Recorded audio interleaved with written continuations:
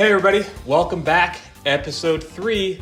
This is George Cram, co-founder, CEO of PatientPartner, and your host of the PatientPod. Alrighty, so quick little background. Episode 1, what we covered. What is PatientPartner? How it works? Why is it beneficial for you? Episode 2, what we covered is the perfect pitch. When you get in front of that customer, what exactly should you be saying to get them to buy in, to go, ooh, this is a good idea. I want to use this and I want to give this to my patients. Episode 3, it's called the rollout. That's right. So taking what we've learned from episode 1 and 2 and actually putting it into action. What are the steps that we can follow? How do we make sure that we can go out there and be successful with this? And so I've kind of broken this down truly into 2 different aspects. The first is when you go and when you want to roll this out, the first thing you have to do is you have to categorize your physicians and your customers. And what I mean by that is take a look at all of your doctors in your territory. Let's say it's 100, right? There's going to be categories in which you have like relationships that are strong. So some of your most dedicated customers, the people that you can go to and they see you and they immediately understand who you are and you can have a really good relationship with them and a good conversation with them. That's the first bucket, strong relationships. Second bucket is developing relationships. Maybe these are people that you've called on a couple times. They understand who you are, but your relationship with them is probably not that strong. And then your third bucket is dormant, right? What are these? Some of these physicians out there that you really have never even called on before. Maybe you called on them a handful of times, but they really have no clue who you are. So, like I mentioned in episode 2, when we want to start, we want to get some wins on our belt, right? We want to boost our confidence. So where we're going to start with our best physicians, right? So go to them. These should be easy wins for you guys. It should be just something super casual that you can have and ultimately be able to roll this out in a very successful way with them. Now, what I think a lot of you guys probably do already, but I will just kind of like pad this, which is how you can use your best relationships to help improve your developing relationships. And so I always tell reps to do this, which is go to your best physicians and say, hey, doc, I really want to call on Dr. Smith and Dr. Bob. My relationship with them is not that great. Do you mind if I say, hey, I use your name? Or just say, hey, you told me to come talk to them? And they may go, yeah, absolutely. They may go, oh, God, no, don't talk to them, but go talk to X, Y, and Z.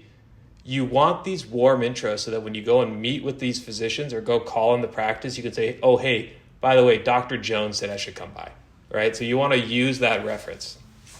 Now, once you do that, and let's say you kind of categorize them, now what I want to talk about is the toolbox, aka marketing material, right?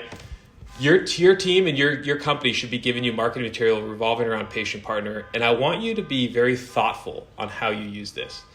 And so the first step is before you go and just take this and start spreading it out across your territory, when you go meet with each physician, the first thing you have to do is you have to educate them on how to use it.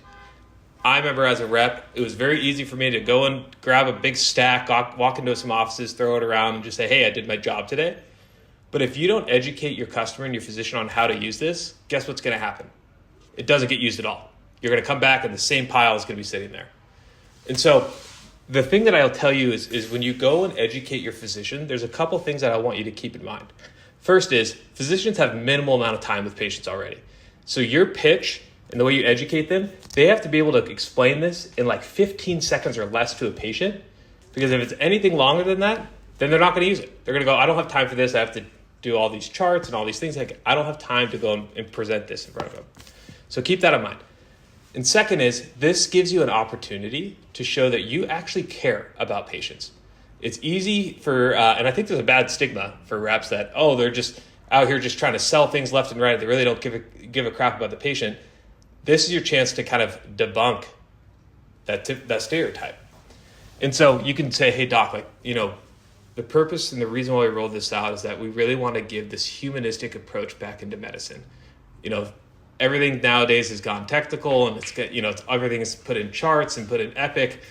And this program allows you to really kind of have this humanistic approach back. And so, doc, if I were to say one thing is like when you present this, there's a couple of things I kind of want you to hit on that I think would be really successful in getting your patients to be really excited about this. And so the first thing is, and this, our goal with this, truthfully, is we want them to have a humanistic approach. If they just go, oh yeah, by the way, here, you should go and scan this, it's pretty cool, you should go do it, nobody's going to do it. So you have to say, hey, doc, here's like a talk track you can kind of follow. Be like, hey, if I were to put on the white lab coat here and play doctor for a second. Like, hey, Julie, I know we talked about a lot and, you're going to be starting this new treatment or this new procedure. And I know you probably have like a million thoughts going through your mind. And it's very normal. It's very common, right? And one of the things that our practice does is we offer this mentorship program in which you can go and connect with somebody that's similar to you, who's been in your shoes, who's been in this seat before, who understands what it's like to go through this. And it's completely free. Here's a brochure. You just scan this QR code and you can immediately get connected with somebody in a couple seconds. That's it. That's all you got to do, right? So it's sincere, it's thoughtful, and it's fast, right? And so that's the first step, is really you have to educate your physicians on how to present this. Because if they don't have confidence in how to present it, they will not present it at all. Now, the second piece of it is you as a rep, you need to be thoughtful with every piece of marketing material you have. Again, as a rep, it was so easy for me to grab a stack of these, go into a clinic, throw them down and go, see you later, please use these, right? Now, what I want you to do is when I say be thoughtful with this, is when you go into a practice or you go into a clinic, I want you to keep account for how many you bring in. So let's say you bring in 25, for example, right? And you have brochure holders, all of that stuff. Talk with the doctor, doctor's bought in, you train them on how to actually educate this.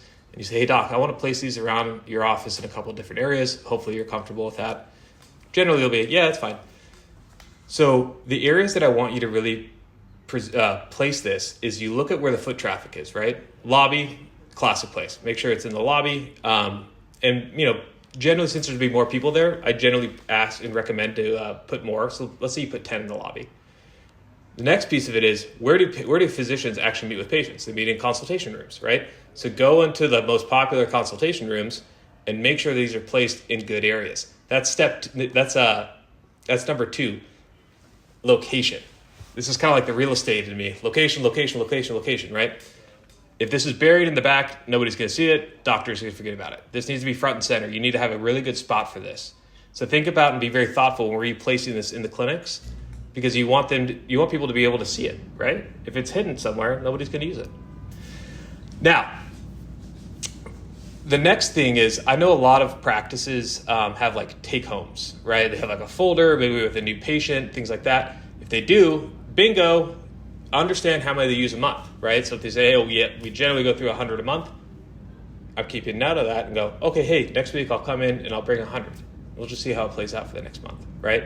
And so make sure you understand how many that they typically use and bring not only the amount, but maybe a little bit extra more. The next piece of it is you want the office to understand who to contact if they run out, right? Because you're going to be going on a cadence. Let's say you go to the practice every month, but let's say they use through all of these in the first week. That's great. You want to restock them, right? So you go in and you make sure that somebody in the office understands who to call if they need more. Pretty simple. Now, this is where it gets interesting. So let's say I'm on a monthly cadence where I go to practice and I know I'm not going to come back to the practice, let's say in a month, right? But I know when I came in with 25.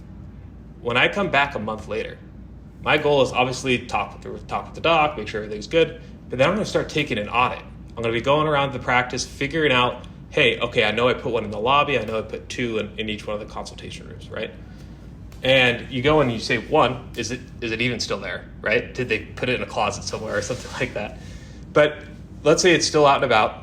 I want you to go in and start counting, right? So you place 10 in the lobby. You go and you go 1, 2, 3, 4. Oh, okay, there's 5. Okay, great. Some foot traffic. And some of these are being utilized. But let's say you go into one of the consultation rooms and it's empty. That right there is something that you can now mentally go, ooh, I need to double down consultation rooms. That's where these things are getting used. And so understanding the utilization at each one of the locations is incredibly critical to understanding how you can use this most successfully. Now, the next piece of it is, if you go back and you notice that, 1, brochures haven't been moved and they're all still full, you're probably thinking like, I wonder why these things aren't moving. That goes back to educating the physician. The physician's clearly not comfortable enough to bring this up. So you need to have a conversation with them going, hey doc, I walked around the clinic and I noticed all of these are still in the brochures. are you using these? Or is this something that you talk about with patients? And kind of understand what he says back, right? And I guarantee you, he'll say, oh yeah, occasionally I bring it up, but I'm really busy. That's where you have to go back and you go, this doctor just needs education on how to present this. Doctors love making sure that when they present something, they can speak accurately to it. But if they can't speak accurately to it, and they don't have confidence with it, they don't present it at all, right? So now the last piece of it is always ask for feedback. It's so simple, right? Not enough people do it. Go in and say, hey doc, have you presented this? If they have, great. What are patients saying? Are they excited? Are you seeing them taking it home? Are you seeing them scan it in clinic? Are they having questions about it? Have people called you about the conversations they've had with their mentor? So this is a perfect way to start doing some discovery while simultaneously building the relationship with your customer, but understanding how people are using this and provide feedback to us at PatientPartner to say, hey, by the way, the QR code's too small, or hey, people are scanning this left and right, but for some reason they're not connecting with the right mentor. Whatever it is, that feedback is helpful for us and helpful for you to make sure this is successful. Now, I went through a lot, but I'll kind of recap it. So step one is categorizing your physicians based off relationship. Strong, developing, dormant. The next is the marketing material. Making sure that one, you educate physicians on how to use it and that you track it. Don't just go in there and just start throwing this material around because it won't be used. You have to be thoughtful with it. If you're going to spend the time to do this, do it right. And then the last piece of it is start taking account for how they're being utilized, make adjustments, and always ask for feedback. All right, y'all.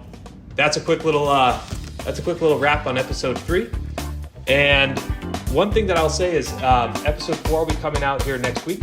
And something that I'm really excited about is that we're going through tips and tricks of some of the most successful reps and what they do. But until then, see you next time.